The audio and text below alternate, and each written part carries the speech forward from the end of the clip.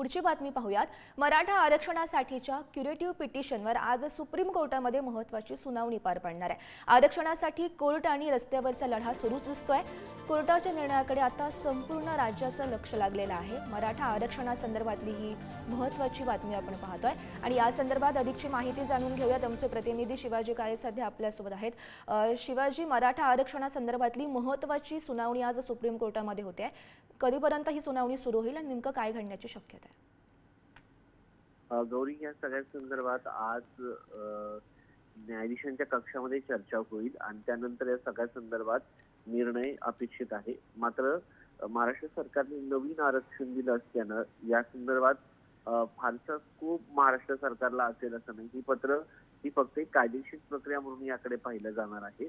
मात्र या सगळ्या प्रकरणासंदर्भात जर आपण विचार केला, याची टाइमलाईन जर म्हणून जर पाहिलं तर या सगळ्या प्रकरणावरती गेल्या वर्षी महाराष्ट्र सरकारच्या वतीने ॲडव्होकेट मनिंदर सिंग यांनी याचिका दाखल करण्याचा प्रयत्न केला होता आणि सगळ्यात महत्त्वाचं म्हणजे मराठा समाजाला आरक्षण दिल्यानंतर ते फेटाळण्यात आलं होतं। ते फेटाळल्यानंतर 20 एप्रिल 2023ला पुनर्विचार याचिका दाखल करण्यात आली ती फेटाळण्यात आली। पुनर्विचार याचिकेनंतर शेवटचा पर्याय म्हणून क्युरेटिव्ह पिटिशन म्हणजे उपचारात्मक याचिका दाखल करण्यात येते आणि उपचारात्मक याचिकेवरती आज या सगळ्या संदर्भात न्यायाधीशांच्या कक्षामध्ये चर्चा होत असते आणि यामध्ये कुठे कायदेशीर बाबीच्या दृष्टिकोनातून काही बाब राहिलेली आहे का असं म्हणत या सगळ्या प्रकरणामध्ये एक न्यायाधीश चर्चा करत असतात।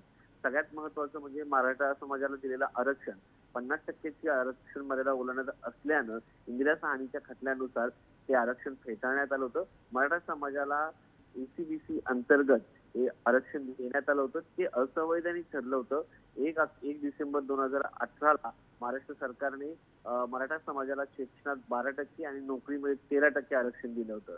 एकंदरीत पाहता या सगळ्या आरक्षणाच्या संदर्भात जयश्री पाटील ह्या सर्वोच्च न्यायालयात आल्या आणि त्यांच्या आरक्षणाची ही याचिका होती ती फेटाळण्यात आली होती। 27 जून 2019ला मुंबई उच्च न्यायालयाने अंतिम निकाल जाहीर केला होता आणि त्यात मराठा समाजाला जे आरक्षण आहे ते 16% आरक्षणाच्या मागणीमध्ये बदल करत या न्यायमूर्ती गायकवाड आयोगाच्या अहवालानुसार बदल करण्यात आला होता। नक्की शिवाजी, आजच्या सुनावणीत नेमकं काय घडतं हे पाहणं महत्त्वाचं ठरणार आहे। धन्यवाद दिलेल्या सविस्तर माहितीसाठी।